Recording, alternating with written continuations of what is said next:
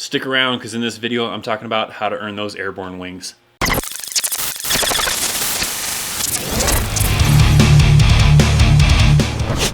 What's up, friends? I'm U.S. Army veteran ThatChrisChaos, and in this video I'm talking about how to become airborne qualified. Now be advised, this is not the end-all be-all guide to Airborne School. This is simply to give you a general understanding as to what an individual may have gone through to earn those airborne wings that you may see on an individual's military uniform. Now let's get started with the breakdown of Airborne School. Airborne School is available to all MOSs, and some actually require it.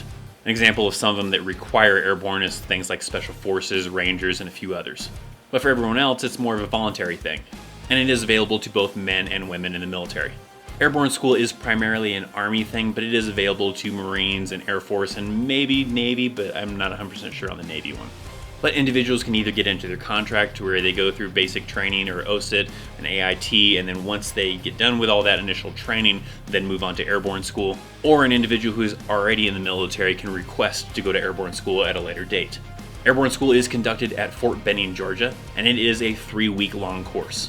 Your requirements to go to Airborne School are pretty basic. You just have to really pass all of your initial training like basic OSIT, AIT, be able to pass a PT test, and then you cannot be older than the age of 36. Now your first week of Airborne School is known as Ground Week. During the first day or two of Ground Week, you start off with doing a lot of in-processing as well as a PT test. Now typically through Airborne School you're going to have like a set schedule.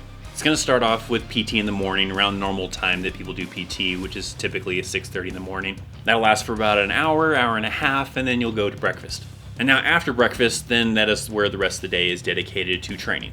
During this first week, which is the ground week, you're going to be doing a lot of things like learning how to do a PLF, which stands for Parachute Landing Fall. And you're also going to learn a lot about the procedures of how to actually exit the plane. They have several different apparatuses and different training methods to help teach you how to land. You're typically in something like these wood chips to practice your PLF, or jumping off this small ledge to practice your PLF off of different angles. And then towards the end of the week, you'll start getting into the 34-foot tower, where you kind of almost like a zip line. During this 34-foot tower, it's an individual-based one, so one at a time you're going down this zip line. At this point, you're kind of practicing how to exit the plane, plus also at the same time building a little bit of confidence from that height. Now, of course, it's nowhere near how high it is when you're jumping out of a plane, but at least it helps build up to that confidence. So that is an example of the typical training you'll go through during week 1. The training will typically last up to dinner chow, and then you will go to dinner. After dinner chow, you're usually free to do whatever you want on post and in an immediate area of off post. And then they'll usually have a formation later in the evening to make sure everybody came back safely, and then you start all over the next day. You'll also get the weekends off as well. Also during this course, the instructors are more relaxed. They're not like drill sergeants when you're in basic training or OSIT. They're more relaxed. They're really just instructors that are making sure that you're well trained to be able to jump out of an airplane. Next we move on to week 2, which is Tower Week. During this week, you keep the same kind of schedule of doing PT in the morning, going to breakfast, and then doing training throughout the day. During this time frame, you have a couple of other methods as well that you will utilize to practice your PLF. That also includes going back to that 34-foot tower, but this time you'll do it with multiple people to kind of practice kind of going out in groups, as well as more training as far as the operations of being inside the plane and exiting the plane. Now also during this second week of Tower Week, you may or may not get to participate in the 250-foot tower. This is a large tower that pulls a soldier up while they are attached to a parachute and then drops them to get the feel of actually floating through the air with a parachute and then hitting the ground. Now there are a lot of circumstances that have to be just right in order to actually get to use the 250-foot tower. So there's actually a lot of cases where soldiers go through Airborne School and don't even get to use the 250-foot tower, and then other cases where the conditions like weather and everything were just right to where they were able to actually practice using the 250-foot tower. So whether or not an individual gets to actually use the 250-foot tower just really depends on the weather and certain other conditions. Now upon completion of week 2, you then move on to the third and final week, which is Jump Week. During Jump Week, you are going to be required to make 5 jumps out of the airplane. You will either be jumping out of a C-130 airplane or a C-17 airplane, or possibly both. Now during this third and final week, weather can really play a major factor into how the breakdown of this week goes. Because the weather conditions have to be just right to be able to jump out of the plane, it can't be too windy, it can't be raining, it can't be lightning, all sorts of factors that can offset the training by a day or two. Now, assuming the weather conditions are perfect, you usually do 2 jumps the first day, 2 jumps the second day, and then the third day you will do your last and final jump. One of those jumps somewhere in there will be a night jump. 2 of those jumps will be what is considered a Hollywood jump, That means you'll be jumping out without having your rucksack and gear attached to you, whereas the other 3 jumps will be combat jumps, meaning you will have your rucksack and gear attached to you. Now also the circumstances of the night jump can also vary as well. In some cases it is late at night when it's actually dark, but in a lot of cases I've also heard that people are jumping out when it's just kind of dusk and the sun is starting to go down. Now if the weather conditions aren't very good on some of those days, that can push some of those jumps to where instead of maybe doing 2 jumps on one day, you may end up doing 3 jumps in one day. That really just depends on the weather conditions during that week.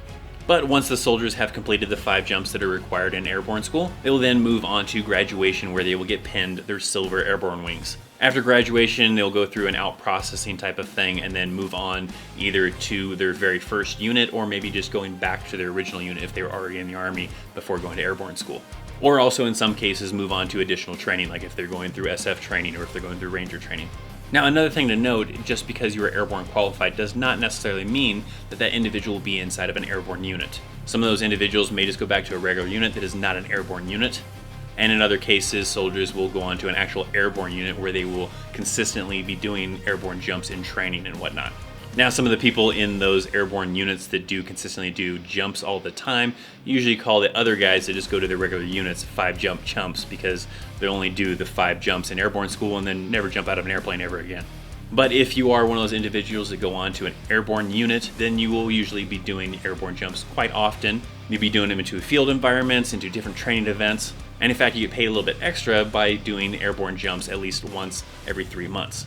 Now, from what I understand, it's not usually just you do 1 jump and then don't do any more for another 3 months. Usually you're doing several jumps in that time frame, but to keep that airborne pay, you have to at least do 1 every 3 months. That airborne pay is really only $150 extra per month, and if you fail to do that 1 jump that's required every 3 months, then you will lose that airborne pay. Now my question to you is, after watching this video, do you feel like you could go through Airborne School and jump out of an airplane, or are you more of a person that isn't a fan of heights and would rather just keep both feet on the ground? And if any of you out there have actually been through Airborne School, leave some comments down below. I'd love to hear a story about your very first jump and how you felt about it. But hey, if you liked this video and you found the information helpful, make sure to show it some love and hit that thumbs up button. If you want to check out some of my other videos, you can check out these ones right over there. And if you're interested in Army content and you would like to see more of my videos, well then make sure to hit that subscribe button. Thank you for watching. I'm ThatChrisChaos, and I will see you next time. See ya.